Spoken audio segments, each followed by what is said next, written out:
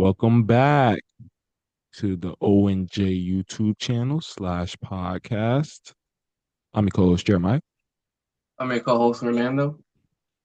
All right, hope everyone's having a good day, good night. Today we have, or tonight we have Celtics versus Clippers. This was a 3:30 game, Eastern time.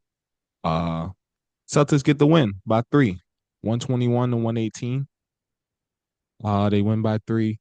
Good game, overall. A lot of good performances. Who's your player of the game? Who you got? So for player of the game, for me, I got Payton Pritchard. Agree. Um, I mean the man was just the efficiency. I think is what we have to point out here. Hmm. His field goal 10 of 16, 8 of 13 from three.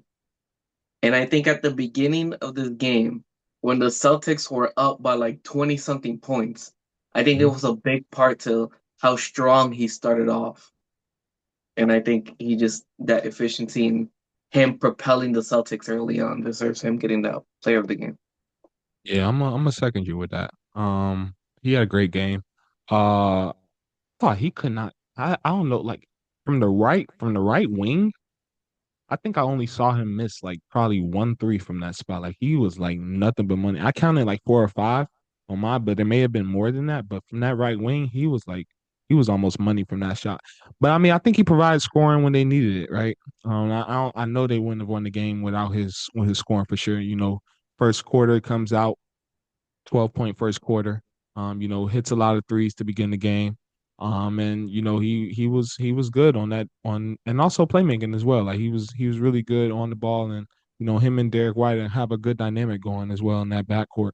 Then the third quarter starts, he comes out hitting two more threes, right? So I think that scoring really was like he was clearly his shot was hitting tonight, like you said, 8 of 13 from the three. His shot definitely was hitting tonight. I mean, you could also throw Derek White in there as well. He was great as well. I mean, he's just did what Derek White does, control the floor, play within his own game, doesn't really do too much, like doesn't try to, do too much out of the ordinary, just, controls the offense and plays within the offense. But really what I wanted to say outside of Pritchard was probably Jordan Walsh as well. I mean, the way in the first half, the way he had Harden just, I mean, pretty much Harden couldn't do nothing with him, right? I mean, he was 1 for 7. Harden was 1 for 7, in the first half. Then he almost won them the game in the second. He Yeah, almost won.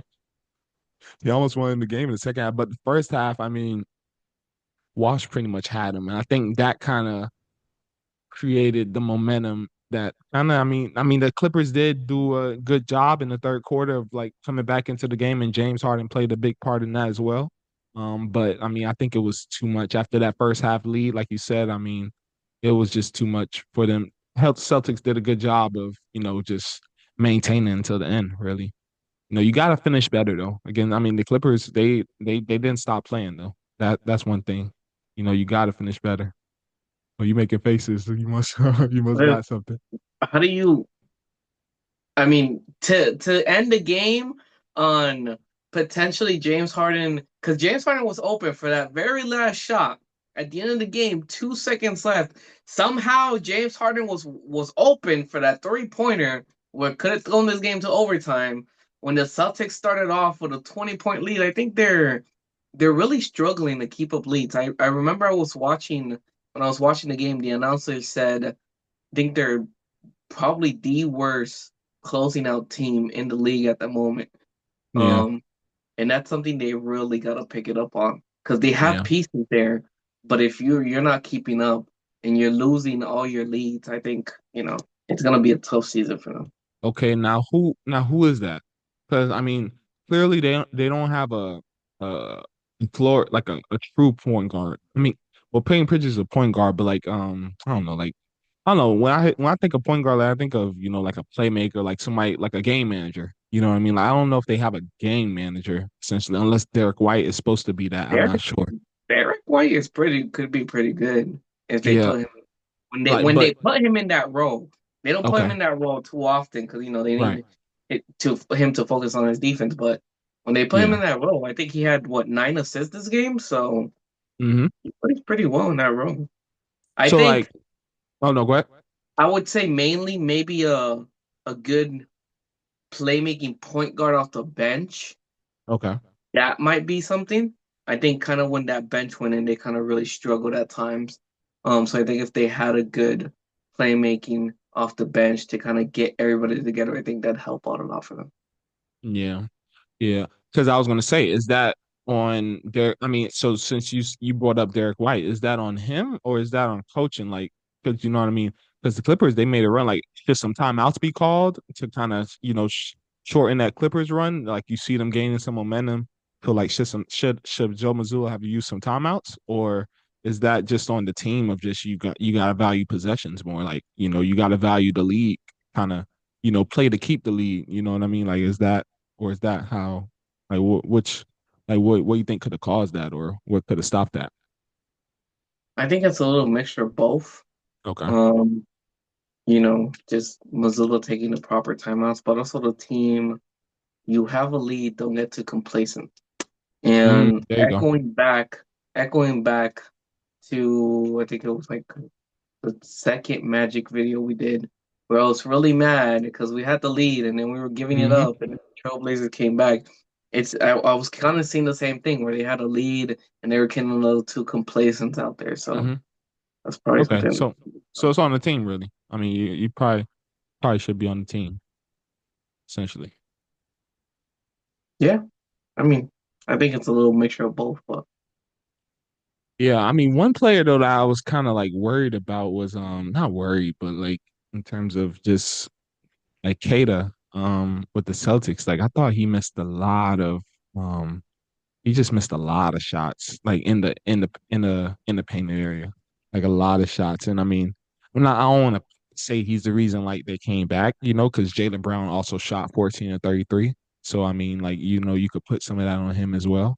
But I mean, I thought Kata though, like he missed a lot of paint shots, and I mean, and Luka Garza was playing tremendously. I mean, I feel like he probably would have finished the game if he didn't foul out if Luka Garza didn't foul out. But I mean, yeah, Kata though, I think he's gonna have to. And you kept hearing like if you had the sound on, like you kept hearing the coaches like Kata, because like he was just it was just a lot of missed opportunities. So I think that definitely has to get shore up as well. Like because I mean those are your two starting centers, and you're starting. You played 33 minutes, but I mean, if Luka Garza could prove that he could, maybe hit those shots that you weren't hitting, then that may be something to look out for if no like rotation wise. I think well he did miss a lot of shots. Hmm. This we also got to take into consideration. I think this is fourth season, but this is the Okay, one you kind of have to treat it as kind of like his rookie season in terms of this the season where he's actually getting real true minutes. for sure. And you're putting him in kind of like the spot where he's kind of really their only like dominant true big man. Hmm. Um, because Luka Garza is good, but he's more like a stretch big, Yeah, kind of more like a four. for sure. I think it would help the Celtics a lot if they got like a good center. Well, probably not this year, maybe next year when they're going to contend back with Tatum. Hmm. To get a good center in the starting lineup, move him down to the bench. Yeah. Cause well, he did miss a lot of shots. I still think he's still learning a lot. But what Oh I yeah, for like sure. the energy he brought into the game I think was important because he brought a lot of energy. There'll be times where, yeah, he would miss the shot, but it wasn't like, oh, dang, I missed the shot. No, he would go back up to get his Keep own going. rebound. And anytime it'll be people on top of him, and he was still fighting for those rebounds. So the effort that he put in was very good. And I think it's just as he continues developing in that team, I think he's going to be a great asset for them. Yeah, for sure. Yeah. Yeah. I mean, that's really it. Yeah. Just shore up on those, those close range shots. And I mean, I'm sure coaches will probably go over that with him in film and stuff like that. And, I'm sure he'll see that as well, of shots he could have made. And I'm sure he'll take advantage of those opportunities moving forward. But Jordan Walsh, I mean, I mean, yeah, we talked about Payton Pritchard, but like Jordan Walsh, I mean, he was everywhere. Like he can. I mean, 6'7" with a 7'3" wingspan, a 7'3" wingspan. So it's like you know his arms is basically what 8 inches longer than essentially his whole body, like which is crazy. So I mean, he was bothering James Harden. I mean, and what I noticed was like there was like two plays that I thought like, wow, he's elite, right, in terms of perimeter defending. It was one play he was guarding Harden on ball. He got screened, right? Harden has an open jump shot, but what does he do? Does he give up? Like, yeah, I'm screened. Like, okay, that's 3 points. No, goes over the screen. I mean, Harden has a little bit time to get a shot off. What does he do? Blocks Harden from behind. Another play, I think it was a similar concept, pick and roll, whatever. Walsh gets hit. Maybe I think it was Zubac. Zubac gets him with a good one. Harden's wide open again. You know, but what does he do? He's able to close out. You know, get the block, affect the shot. So I think that he's definitely probably going to be one of the future, good wing defenders in the league. Like, I mean, once he gets a jump shot, I mean, 3 and D, like they're paying the NBA, the league pays for like 3 and D guys. Like you just seen, Dyson Daniels, signed for 400 with the Hawks, and he was like first team all defensive. I think did he win defensive player of the year? Or was that Mobley? Mobley won. I Probably. think Mobley won, right? Okay, but I think he was first team all defense, right? Should have been. Yeah. Yeah, Dyson. Yeah, so like first team all defense, Dyson Daniels, 4 year, 100 mil. So I mean, if he could get a jump shot and show that he could shoot the ball a little bit, I mean, he might be able to, make him some money in the league for sure. But I think defensively though, you got that. I think him defensively, what he can do defensively, just keeps him on the court. I mean, you stopping somebody like James Harden 1 for 7. Now you gotta, continue that, through the second half. You almost comes back and, I mean, but it's James Harden though. Like you can't really, you're probably not gonna be able to hold a player like that down a whole 48 minutes. But I mean, for what he did that first half was truly impressive though, for sure. And I think that kind of, helped, you know, allow them to keep the lead a little bit, and not have to because I think without that great first half that the Celtics had, I mean, I think they wouldn't have the with the that without that they wouldn't have been able to survive the Clippers' third and fourth quarter run, back into the game for sure. Yeah, he was a player that really knows his role on that Sure. team. Like he knows his role is defense, and he's gonna give 110% to being the best defender on that team to get that team to wins. He only had 5 shots this game, and I look back to there's many times where a player starts out as that defensive player, and then they don't get that many shots, and it kind of like their their energy towards playing that defense kind of starts going down a little bit.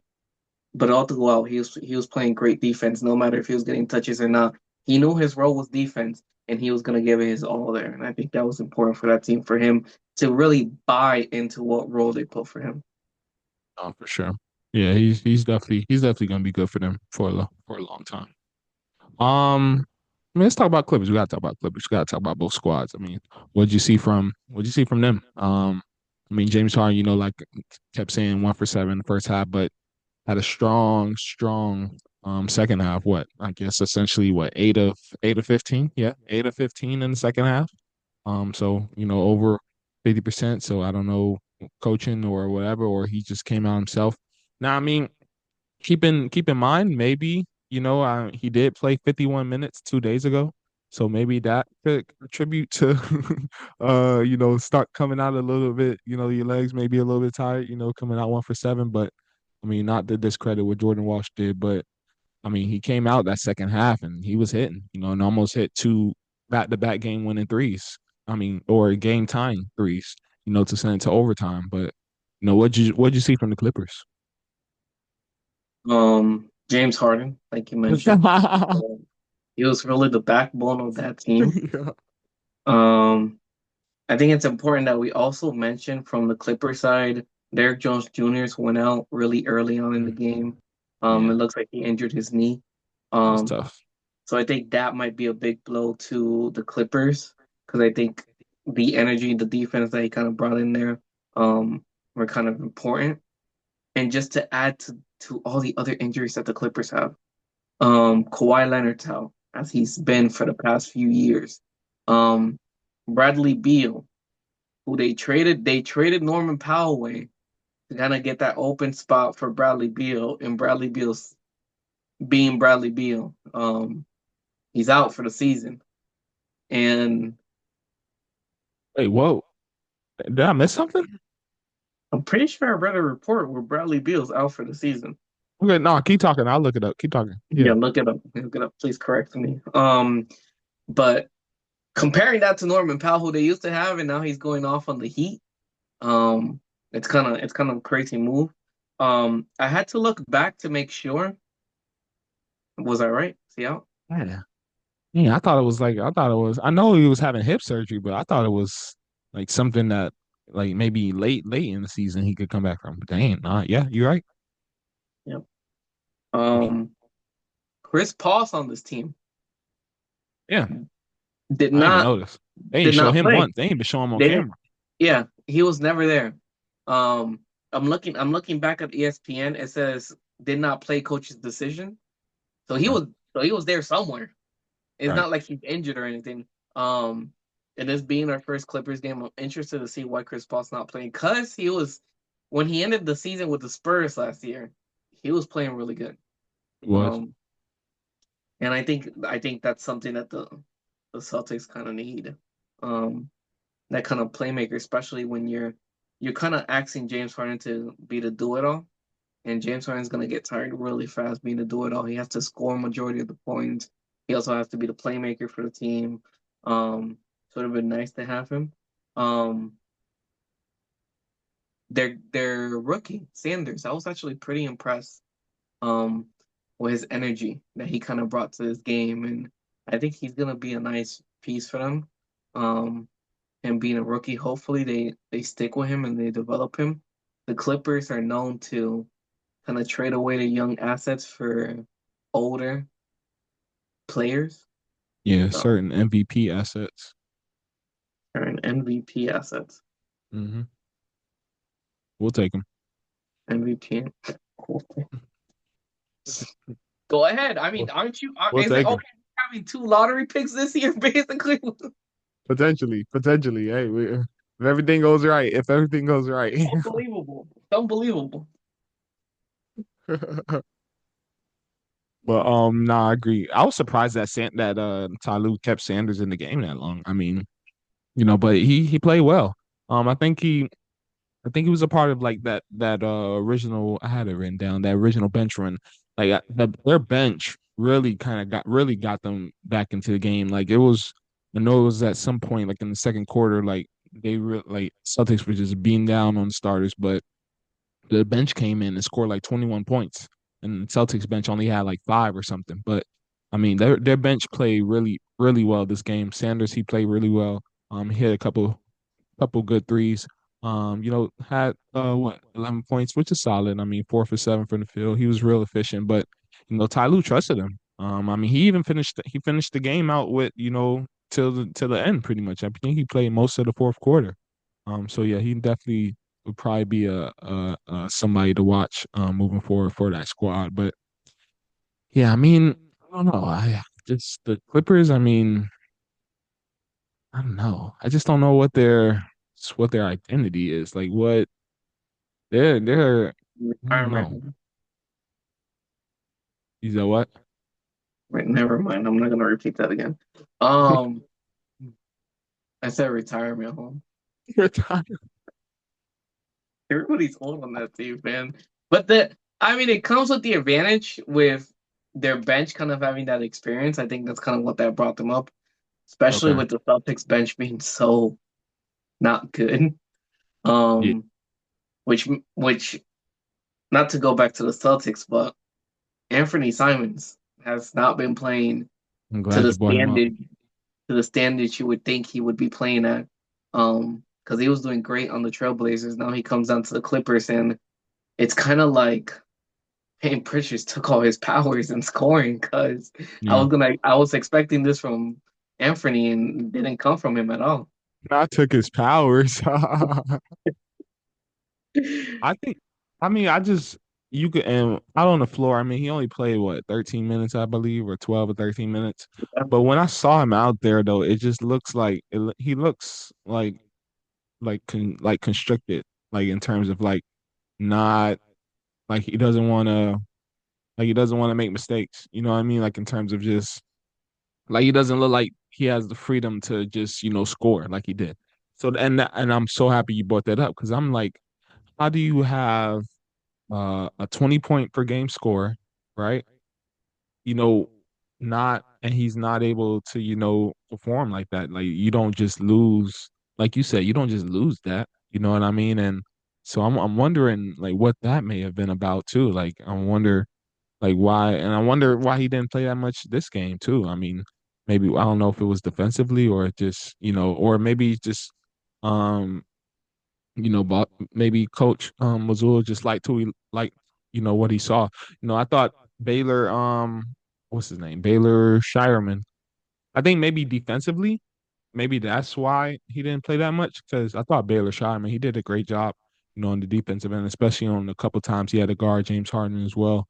Um, I mean, I thought he did a pretty good job. So maybe defensively, I think that may be something that Coach Mazzulla may be worried about in terms of, Simons and why he may not have gotten that many minutes. But the thing is though, like why trade for him if you're not really gonna use his scoring ability? Like if you I mean, I'm sure you had time to watch film on all his years in, Portland. I mean, I know he probably wasn't a lockdown defender, but that he could score the ball and for him to only have 3 shots and I mean not even just the amount of shots, like 12 minutes, you know what I mean, for somebody that could score the ball like he can. I wonder just what was even the purpose of bringing him on.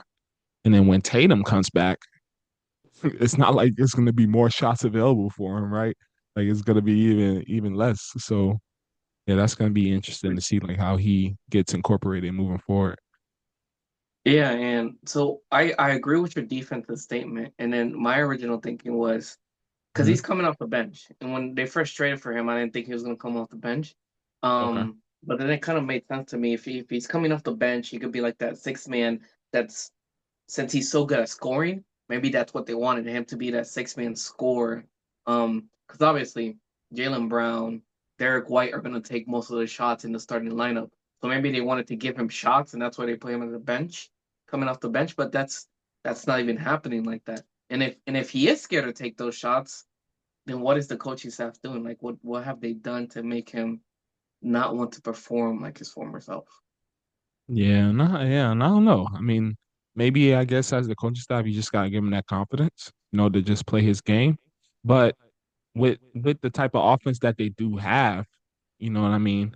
And really I say, I mean, you really just take shots within like you really just take shots within the off like with the type of offense that Missoula runs, you know, there's opportunity. You have to like kind of play within the offense. I mean, there's probably only a couple guys that could probably just, probably two guys maybe just, you know, Tatum and Brown that can probably just do whatever they want. I mean, Pritchard does have that ability, but I think like for sure, like just because it's just, could just shoot whatever they want. I think it's probably Tatum and Brown that could just do whatever they want without the possibility of getting benched, right? So I mean, and I don't know if and I mean I don't really remember. I didn't watch too many Blazers games, but I'm sure he probably had the freedom to, especially when the years they were losing. Like I'm sure he just had the freedom to just do whatever, you know what I mean, and just get your stats, you know what I mean. So now you're in a different position where you're playing meaningful basketball. So maybe those shots won't be there. Maybe coaches are just trying to ease them in, ease them into the system. But yeah, I mean it's interesting though to have a talented scorer like that. Like he can score the ball and to for him to not be playing that much. Yeah, it makes you wonder, like what was the purpose? Yeah, yeah, I agree. That's Yeah, like is this gotta one of think about those that. like let's get him so nobody else can have him? Like I don't know, like or just or not nobody else can have him, or let's just have him just just as like a luxury, like you know what I mean, like just a luxury, just to see like what we can get. You know what I mean? Like I don't like just to see. I don't know. Like what? I mean, he's talented, so like, why not let him free? I mean, they traded Drew Holiday away for him, so they better Mm. use him because Drew Yeah. Holiday's been playing good on the Trailblazers so far. Yes. They've been And useful Drew for each Holiday other. is what they probably what they would have needed for like a game like today. You know what I mean? Like you have a great lead. Like you did everything right except control the lead. You did everything else right. You know what I mean? Except control the lead. I think they just gotta focus on, value and possessions. I really that's just it. I mean, there's nothing more. And I don't really know if you could coach that. You could call it. I mean, and yeah, I was saying maybe Missoula could have called more timeouts, but I mean, when I think about it more, like maybe it's just on the players. Like maybe you just gotta value those possessions more because you have like probably a top five. I don't know what. I don't know if you want to put probably a top five shooting guard or a top 10 shooting guard on the other side of that court, of all time on that court. So yeah, he's gonna start off slow, but you gotta like think like he's not gonna, I mean what, eight like I said, 8 of 15 from the field, second half. Like he's gonna, come back, want to play better. So I mean that's really it. Yeah, they just gotta work on that. And I mean I think they'll be fine. Yeah, yeah, they got some good pieces. I think the Celtics are man, once Tatum comes back next year, and then they develop these people that are gonna be good. Mm. Something I was impressed with. I was looking, so Payton Pritchard was doing so good. I was like, damn, he's really gonna get paid. I looked up his contract. For He signed until the end of the 2028 season. was it like 4 for 48? No, it was more than that. Was it? It wasn't more than that. I think at the Four, end, I think now he's getting paid 7 mil. yeah, It's four gonna for go up to 48. I think he seven signed that four something for 48 deal. and then go up to 8, Yeah. which that's some crazy value for this team.